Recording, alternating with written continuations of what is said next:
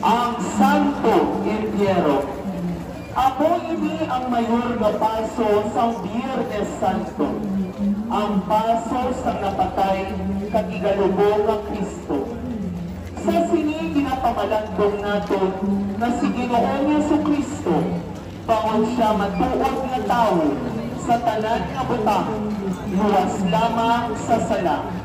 Nag-ampit man sang atong tawhanon nga kinaugali, namatay siya kaginlubong sunod sa mga pamaagi sa iya panahon. Tan-awon natin kakilalahon diri sa bangkay ni Jesus, hindi ang isa ka manluluwas nga patay, kundi ang isa ka manluluwas nga nagpaubos kag nagpaambit sa aton tawhanon nga kabuhi. Agon makita kag matuoran naton ang dalan